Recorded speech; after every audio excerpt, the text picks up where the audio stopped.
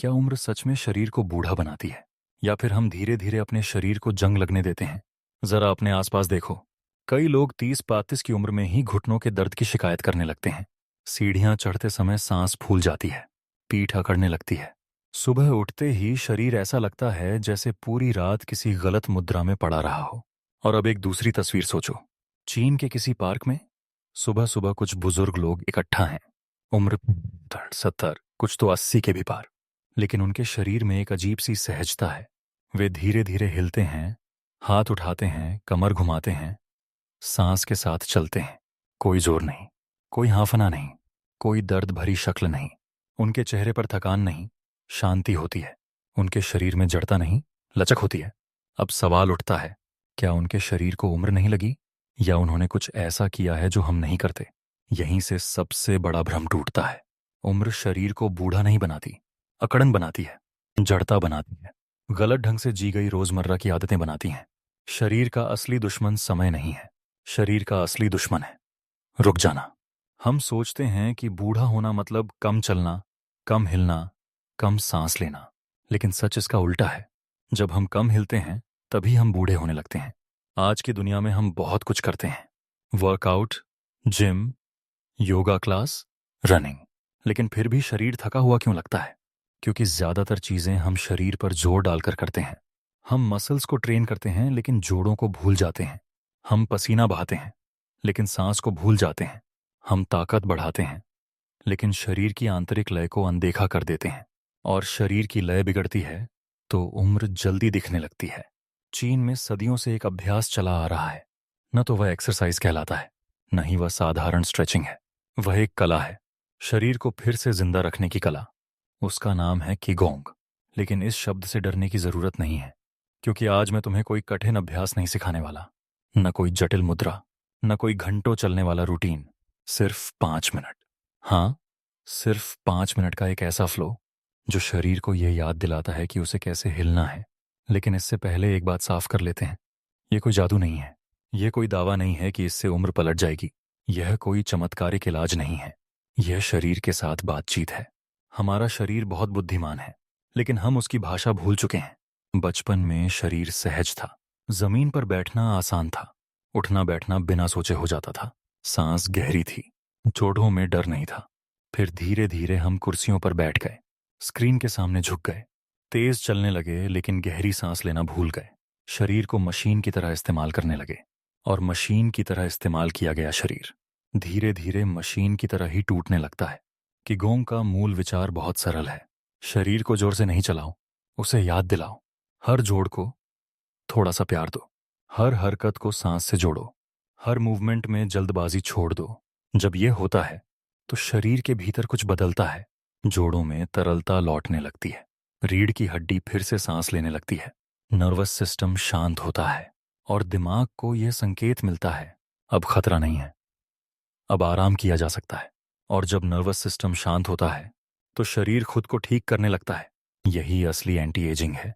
झुर्रियां कम करना नहीं, त्वचा को कसना नहीं, बल्कि शरीर के भीतर से थकान को हटाना। चीन में बुजुर्ग लोग यह अभ्यास इसलिए नहीं करते कि वे जवान दिखें। वे इसे इसलिए करते हैं ताकि वे स्वतंत्र रहें, ताकि वे झुक सकें, घूम सकें, चल सकें, और बिना दर्द के जी सकें। और यही असली फुर्ती है। फुर्ती का मतलब तेज दौड़ना नहीं होता। फुर्ती का मतलब होता है जब जरूरत पड़े तब शरीर साथ दे। अगर तुम्हें लगता है कि अब मेरी उम्र हो गई है तो ये वीडियो तुम्हारे लिए है। अगर तुम्हें लगता है कि मेरा शरीर अब पहले जैसा नहीं रहा तो यह वीडियो तुम्हारे लिए है। और अगर तुम ये सोचते हो कि 5 मिनट में क्या ही होगा, तो शायद यही वह सोच है जिसे आज बदलने की जरूरत है। क्योंकि शरीर को घंटों की नहीं, सही संकेतों की जरूरत होती है। आने वाले हिस्से में मैं तुम्हें बताऊंगा कि किगोंग असल में है क्या, यह उम्र को कैसे धीमा करता है, और क्यों सिर्फ 5 मिनट का सही मूवमेंट पूरे दिन की जड़ता को तोड़ सकता है। अभी बस इतना याद रखो, बूढ़ा होना प्राकृतिक है, लेकिन अकड़ जाना जरूरी नहीं। और शरीर को फिर से बहना सिखाया जा सकता है। अगर किसी ने तुमसे पूछा हो कि किगोंग आखिर है क्या, तो शायद सबसे ईमानदार जवाब यही होगा, यह शरीर को शांत होकर जिंदा रहने की कला है। किगोंग को समझने के लिए पहले हमें एक बहुत आम गलतफहमी को तोड़ना होगा। हम सोचते हैं कि शरीर को फिट रखने के लिए ज्यादा मेहनत चाहिए, ज्यादा पसीना, ज्यादा स्ट्रगल, ज्यादा जोर। लेकिन यह सोच उस शरीर के लिए बनी है जो पहले से ही टूट चुका है। जब शरीर जकड़ा हुआ हो, जब जोड़ सूखे हों, जब सांस उथली हो चुकी हो, तो जोर लगाना सुधार नहीं करता, वह नुकसान बढ़ाता है। किगोंग ठीक इसके उलट काम करता है। यह पूछता है, शरीर को सबसे पहले क्या चाहिए? जवाब होता है, सुरक्षा, तरलता और शांति।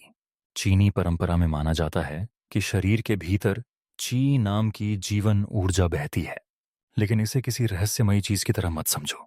आज की भाषा में कहें तो ये वही ऊर्जा है जो तुम्हें हिलने देती है, जो कोशिकाओं तक पोषण पहुंचाती है, जो नर्वस सिस्टम को संतुलित रखती है। जब यह ऊर्जा स्वतंत्र रूप से बहती है तो शरीर जवान महसूस करता है।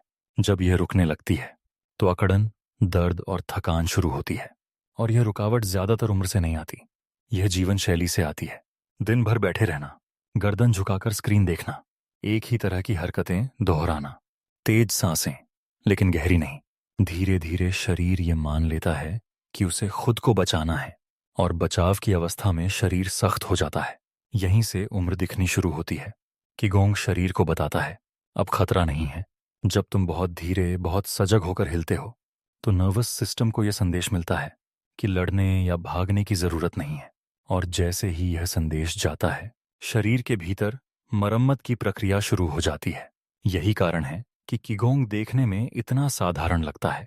कोई तेज मूवमेंट नहीं, कोई जोरदार स्ट्रेच नहीं, कोई गिनती नहीं, लेकिन इसके भीतर काम बहुत गहरा होता है।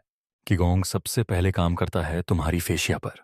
फेशिया शरीर का वह जाल है जो मसल्स, जोड़ों और अंगों को जोड़ता है। यह जाल जब सूख जाता है तो शरीर सख्त हो जाता है। यही कारण है कि सुबह उठते समय सबसे पहले अकड़न महसूस होती है। किगोंग के धीमे, गोल, तरल मूवमेंट इस जाल को फिर से नमी देते हैं। और जैसे ही फेशिया नरम होती है, जोड़ अपने आप खुलने लगते हैं। तुम्हें जोर लगाने की जरूरत नहीं पड़ती। दूसरा बड़ा असर पड़ता है सांस पर। हम में से ज्यादातर लोग सांस लेते तो हैं, लेकिन सांस में रहते नहीं हैं। सांस उथली होती चली जाती है, छाती में अटक जाती है। किगोंग हर हरकत को सांस से जोड़ता है। सांस तेज नहीं होती, गहरी होती है। और गहरी सांस का मतलब है शरीर के हर हिस्से तक ऑक्सीजन और शांति पहुंचना। जब सांस गहरी होती है तो दिल शांत होता है, दिमाग शांत होता है और कोशिकाएं बेहतर काम करने लगती हैं। यही कारण है कि बहुत से लोग किगोंग करने के बाद कहते हैं, शरीर हल्का लग रहा है। वह हल्कापन मसल्स का नहीं होता, वह हल्कापन तनाव के हटने का होता है। अब एक बहुत जरूरी बात, किगोंग का उद्देश्य तुम्हें थकाना नहीं है। अगर अभ्यास के बाद तुम हाँफ रहे हो तो तुम गलत कर रहे हो। यह अभ्यास तुम्हें ज्यादा ऊर्जा देने के लिए है, कम लेने के लिए नहीं। इसीलिए चीन में बुजुर्ग लोग सुबह किगोंग करते हैं और फिर पूरे दिन सक्रिय रहते हैं। वे इसे वर्कआउट नहीं मानते, वे इसे शरीर को जगाने का तरीका मानते हैं। और यही बात हमें समझनी होगी। हम शरीर को सजा देने के आदी हो चुके हैं। किगोंग शरीर से दोस्ती कराता है। अब तुम सोच रहे होगे, लेकिन 5 मिनट में क्या ही होगा? यहीं सबसे बड़ी बात छुपी है। किगोंग की ताकत समय में नहीं है, उसकी ताकत नियमितता में है। हर दिन 5 मिनट शरीर को यह याद दिलाते हैं कि उसे कैसे बहना है। 5 मिनट जोड़ों को बताते हैं कि उन्हें जंग नहीं लगानी है। 5 मिनट सांस को बताते हैं कि उसे गहराई में जाना है। और यह 5 मिनट धीरे धीरे पूरी दिनचर्या को बदल देते हैं। यही कारण है कि किगोंग को एंटी एजिंग एक्सरसाइज नहीं कहा जाता, इसे लॉन्ग लाइफ प्रैक्टिस कहा जाता है। क्योंकि इसका लक्ष्य जवान दिखना नहीं है, इसका लक्ष्य जवान महसूस करना है। और जब शरीर जवान महसूस करता है तो उम्र अपने आप पीछे रह जाती है। अगले हिस्से में मैं तुम्हें वह 5 मिनट का किगोंग फ्लो सिखाने वाला हूं, जिसे कोई भी कर सकता है, चाहे उम्र 20 हो या 70। कोई फर्श पर लेटने की जरूरत नहीं, कोई मुश्किल मुद्रा नहीं, सिर्फ खड़े होकर धीरे धीरे सांस के साथ, ताकि शरीर फिर से खुद पर भरोसा करना सीख सके। अब हम उस हिस्से पर आते हैं जिसके लिए तुम यहां तक आए हो। वह 5 मिनट का किगोंग फ्लो जो शरीर को थकाता नहीं बल्कि खोलता है। इससे पहले एक बहुत जरूरी बात समझ लो, यह कोई परफेक्ट मूवमेंट नहीं है, यह कोई प्रदर्शन नहीं है, यह शरीर से संवाद है। अगर तुम इसे सही करने की कोशिश करोगे तो शरीर सख्त हो जाएगा।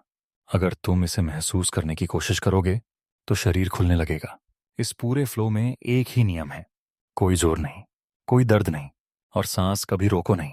अब खड़े हो जाओ, पैर कंधों की चौड़ाई जितने खुले हों, घुटने हल्के से ढीले, रीढ़ सीधी नहीं बल्कि आराम में, जैसे सिर को ऊपर से कोई हल्का धागा थामे हुए हो। पहले 30 सेकंड कुछ मत करो, बस खड़े रहो। ध्यान दो कि शरीर का वजन कहाँ है, एड़ी पर, पैरों के आगे या बराबर फैला हुआ। धीरे धीरे वजन को बराबर होने दो। ये खड़ा होना नहीं है, ये टिकना है। अब अपनी सांस पर ध्यान लाओ। नाक से धीरे सांस लो और मुंह या नाक से छोड़ो, जैसे कोई बोझ उतर रहा हो। अब पहला मूवमेंट, धीरे धीरे ठुड्डी को छाती की ओर झुकाओ। जबरदस्ती नहीं, बस इतना कि गर्दन में खिंचाव नहीं, खुलाव महसूस हो। फिर सांस लेते हुए ठुड्डी को ऊपर उठाओ और गर्दन को पीछे की ओर थोड़ा खोलो। यह गति बहुत छोटी है, लेकिन यह पूरी रीढ़ को संदेश भेजती है। 3 से 4 बार यही करो, हर बार सांस के साथ। अब अगला मूवमेंट, अपने कंधों को धीरे धीरे गोल घुमाओ। पहले आगे की ओर, फिर पीछे की ओर, ऐसे घुमाओ जैसे कंधों के भीतर कोई जंग पिघल रही हो। कंधे शरीर के सबसे ज्यादा बोझ उठाते हैं। यही तनाव सबसे पहले जमा होता है। जब कंधे ढीले पड़ते हैं तो सांस अपने आप गहरी होने लगती है। अब रीढ़ की बारी। अपने हाथों को जांघों पर रखो। सांस छोड़ते हुए हल्का सा आगे झुको, रीढ़ को गोल होने दो। फिर सांस लेते हुए धीरे धीरे ऊपर आओ। छाती को थोड़ा खोलो। यह कोई पुश नहीं है, यह एक लहर है। रीढ़ कोई डंडा नहीं है, वह नदी है। 3 से 4 बार यही करो, हर बार जरा सा धीमे। अब घुटनों और कूल्हों के लिए। घुटनों को हल्का सा मोड़ो, कूल्हों को गोल घुमाना शुरू करो, जैसे कमर के भीतर एक वृत्त बन रहा हो। पहले एक दिशा में, फिर दूसरी दिशा में। यह मूवमेंट छोटा रखो, बड़ा करने की जरूरत नहीं है। यह मूवमेंट जोड़ों को तेल देने जैसा है। अब हाथों की बारी। सांस लेते हुए दोनों हाथों को सामने से ऊपर उठाओ, हथेलियां आसमान की ओर। सांस छोड़ते हुए हाथों को धीरे धीरे नीचे लाओ, जैसे हवा को नीचे धकेल रहे हो। यह मूवमेंट दिल और फेफड़ों को खोलता है। 4 से 5 बार यही करो। अब आखिरी हिस्सा, ऊर्जा को इकट्ठा करना। दोनों हथेलियों को सामने रखो, जैसे तुम किसी गेंद को पकड़ रहे हो।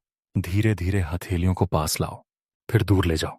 ध्यान दो, क्या तुम्हें हल्की गर्माहट महसूस होती है या हल्का सा चुंबक जैसा खिंचाव? यह कल्पना नहीं है, यह शरीर की संवेदना है। अब हथेलियों को पेट के नीचे, नाभि के पास ले आओ। यह शरीर का केंद्र है। 3 गहरी सांसें लो और हर सांस छोड़ते समय महसूस करो कि शरीर ज्यादा शांत हो रहा है। बस यही है पूरा 5 मिनट का किगोंग फ्लो। अब सबसे जरूरी बात, इसके बाद तुम कैसा महसूस करते हो? थकान या हल्कापन? अगर हल्कापन है तो तुम सही दिशा में हो, अगर थकान है तो तुमने ज्यादा जोर लगाया। याद रखो, यह अभ्यास ताकत बनाने के लिए नहीं है, यह शरीर को भरोसा दिलाने के लिए है। जब शरीर को भरोसा मिलता है तो वह खुद को ठीक करना शुरू करता है। ये फ्लो कोई एक बार की चीज नहीं है, यह रोज का संवाद है। हर दिन 5 मिनट शरीर को यह याद दिलाते हैं कि उसे कैसे बहना है। अगले हिस्से में हम समझेंगे कि यह फ्लो की असल में शरीर के भीतर क्या बदलता है, नर्वस सिस्टम से लेकर जोड़ों और उम्र के अनुभव तक। क्योंकि जब तुम समझते हो कि कुछ काम क्यों करता है तो तुम उसे ज्यादा ईमानदारी से करते हो। अब जब तुमने उस 5 मिनट के फ्लो को महसूस कर लिया है तो एक स्वाभाविक सवाल उठता है, आखिर यह इतना साधारण सा अभ्यास शरीर के भीतर करता क्या है? क्योंकि बाहर से देखने पर यह किसी एक्सरसाइज जैसा नहीं लगता। कोई पसीना नहीं, कोई थकान नहीं, कोई जलन नहीं। फिर भी लोग कहते हैं जोड़ हल्के लग रहे हैं, सांस गहरी हो गई है, शरीर ज्यादा जवान महसूस हो रहा है। इसका कारण मसल्स नहीं है, इसका कारण है नर्वस सिस्टम। हमारे शरीर के भीतर 2 मुख्य मोड होते हैं। एक है लड़ो या भागो मोड, दूसरा है आराम करो और मरम्मत करो मोड। आधुनिक जीवन हमें लगभग हर समय पहले मोड में रखता है। अलार्म की आवाज, ट्रैफिक, स्क्रीन, डेडलाइन, लगातार सोच। इस स्थिति में शरीर सख्त हो जाता है, जोड़ों में तनाव आ जाता है, सांस उथली हो जाती है और शरीर मरम्मत करना बंद कर देता है। यही असली एजिंग है। किगोंग का पहला असर यही होता है कि वह शरीर को दूसरे मोड में ले जाता है। धीमी गति, गोल हरकतें, सांस के साथ मूवमेंट, यह सब मिलकर वागस नर्व को सक्रिय करते हैं। वागस नर्व शरीर की हीलिंग स्विच है। जब यह सक्रिय होती है तो दिल की धड़कन संतुलित होती है, ब्लड प्रेशर शांत होता है, सूजन कम होने लगती है और कोशिकाओं को मरम्मत का संकेत मिलता है। इसलिए किगोंग के बाद मन भी शांत लगता है। दूसरा बड़ा असर पड़ता है फेशिया पर। फेशिया को समझना आसान है। अगर तुम इसे सूखे स्पंज की तरह सोचो, जब शरीर ज्यादा देर तक एक ही स्थिति में रहता है तो यह स्पंज सूख जाता है, और सूखा स्पंज ना मुड़ता है न फैलता है। कीगोंग के तरल मूवमेंट इस स्पंज में फिर से नमी लाते हैं, और जब फेशिया नम होती है तो जोड़ अपने आप खुलने लगते हैं। यही कारण है कि बिना स्ट्रेच किए भी लचीलापन बढ़ने लगता है। तीसरा असर पड़ता है जोड़ों के भीतर के तरल पर। जोड़ों के अंदर एक चिकना तरल होता है जो हरकत के समय हड्डियों को घिसने से बचाता है। जब हम कम हिलते हैं तो यह तरल कम बनता है, और फिर हर हरकत में दर्द महसूस होने लगता है। कीगोंग के छोटे छोटे गोल मूवमेंट इस तरल को फिर से सक्रिय करते हैं। यह ऐसे है जैसे पुराने ताले में धीरे धीरे तेल डालना। ताला खुलता है, लेकिन जोर से नहीं, समय से। अब एक और महत्वपूर्ण असर, सांस। अधिकतर लोग समझते हैं कि वे ठीक से सांस लेते हैं, लेकिन सच यह है कि ज्यादातर सांस छाती तक ही रुक जाती है। कीगोंग सांस को नीचे लाता है, पेट तक, कमर तक। जब सांस गहरी होती है तो हर कोशिका को ज्यादा ऑक्सीजन मिलती है, और ऑक्सीजन का मतलब है ऊर्जा। इसलिए कीगोंग करने के बाद थकान नहीं, ऊर्जा महसूस होती है। अब एक बहुत जरूरी बात, यह असर एक दिन में चमत्कार नहीं करता, और यही इसकी खूबसूरती है। कीगोंग शरीर को धोखा नहीं देता, वह उसे मजबूर नहीं करता। वह शरीर को धीरे धीरे याद दिलाता है कि उसे कैसे सांस लेनी है, उसे कैसे हिलना है, उसे कैसे आराम करना है। और जब शरीर को यह याद आ जाता है तो उम्र का असर धीमा हो जाता है। बहुत से लोग पूछते हैं कितने दिन में फर्क दिखेगा। सच ये है कि फर्क पहले महसूस होता है, दिखता बाद में है।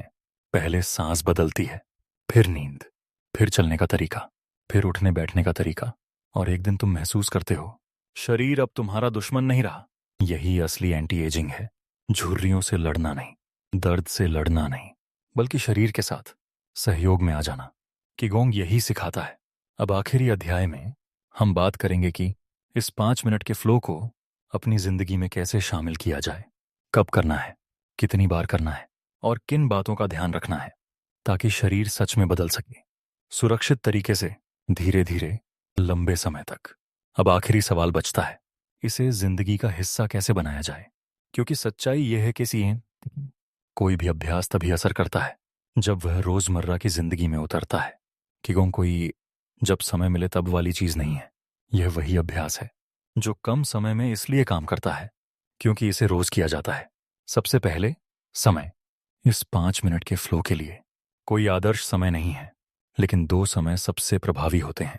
सुबह उठने के बाद, जब शरीर रात की अकड़न से बाहर आ रहा हो, या शाम को जब दिन भर का तनाव शरीर में जमा हो चुका हो। सुबह करने से शरीर दिन के लिए खुलता है, शाम को करने से शरीर दिन को छोड़ना सीखता है। अगर दोनों में से एक चुनना हो तो वही चुनो जो तुम्हारी दिनचर्या में टिक सके, क्योंकि कीगोंग की ताकत अनुशासन में नहीं, निरंतरता में है। दूसरी बात, अपेक्षा। यह अभ्यास करते समय कोई लक्ष्य मत बनाओ। मत सोचो 3 दिन में दर्द चला जाएगा या 1 हफ्ते में जवान लगने लगूंगा। ऐसी सोच शरीर को फिर से दबाव में डाल देती है। कीगोंग का असर तब शुरू होता है जब तुम परिणाम छोड़ देते हो और प्रक्रिया में आते हो। हर दिन सिर्फ इतना देखो, आज शरीर कल से कैसा लग रहा है। अगर थोड़ा भी हल्कापन है तो वही सफलता है। तीसरी बात, दर्द और सीमा। कीगोंग में दर्द कभी लक्षणीय नहीं होता। अगर किसी मूवमेंट में दर्द महसूस हो तो वहीं रुक जाओ। दर्द का मतलब है शरीर अभी तैयार नहीं है, और शरीर से ज्यादा बुद्धिमान कोई गुरु नहीं होता। यह अभ्यास मुकाबला नहीं है, यह सहयोग है। चौथी बात, उम्र और स्थिति। फ्लो 20 साल का व्यक्ति भी कर सकता है, और 70 साल का भी। अगर तुम पहले से किसी समस्या से जूझ रहे हो तो मूवमेंट और छोटे रखो, और सांस पर ज्यादा ध्यान दो। याद रखो, यह शरीर को थकाने का तरीका नहीं है, यह शरीर को सुरक्षित महसूस कराने का तरीका है। जब शरीर सुरक्षित महसूस करता है तो वह खुद बदलता है। अब सबसे जरूरी बात, बहुत से लोग कहते हैं मेरे पास 5 मिनट भी नहीं है, लेकिन सच यह है कि हम 5 मिनट इसलिए नहीं निकाल पाते क्योंकि हम शरीर को प्राथमिकता नहीं देते, और शरीर को नजरअंदाज करने की कीमत हमें बाद में घंटों में चुकानी पड़ती है। डॉक्टर के पास, दर्द में, थकान में 5 मिनट आज, कई घंटे कल बचा सकते हैं। यही चीनी बुजुर्गों का असली रहस्य है। वे शरीर को तब सुनते हैं जब वह धीरे बोल रहा होता है। हम तब सुनते हैं जब वह चिल्लाने लगता है। अगर तुम इस फ्लो को सिर्फ 7 दिन भी ईमानदारी से कर लेते हो तो तुम फर्क महसूस करोगे, चलने में, सांस में, और सबसे ज्यादा अपने शरीर के प्रति अपने भाव में। और यही बदलाव सबसे बड़ा बदलाव होता है। अगर यह वीडियो तुम्हें नहीं है एहसास दिला पाया हो कि उम्र एक संख्या है और फुर्ती एक आदत, तो इसे लाइक करना सिर्फ एक क्लिक नहीं है। यह उस तरह के ज्ञान को समर्थन देना है जो शरीर से लड़ने की बजाय उसके साथ चलना सिखाता है। और अगर तुम ऐसी ही सरल, सुरक्षित और प्राचीन शारीरिक बुद्धि को आधुनिक जीवन में उतारना चाहते हो तो सब्सक्राइब करना सिर्फ एक चैनल को फॉलो करना नहीं है, यह अपने शरीर को लंबे समय तक साथ रखने का निर्णय है। नीचे कमेंट में यह जरूर बताना तुम्हारी उम्र क्या है और शरीर में सबसे ज्यादा अकड़न कहाँ महसूस होती है, क्योंकि तुम्हारा अनुभव किसी और के लिए शुरुआत का संकेत बन सकता है। याद रखो, 37 की उम्र में 20 की फुर्ती कोई चमत्कार नहीं है। यह रोज के 5 मिनट का सम्मान है अपने शरीर के लिए, और शरीर इस सम्मान को कभी भूलता नहीं।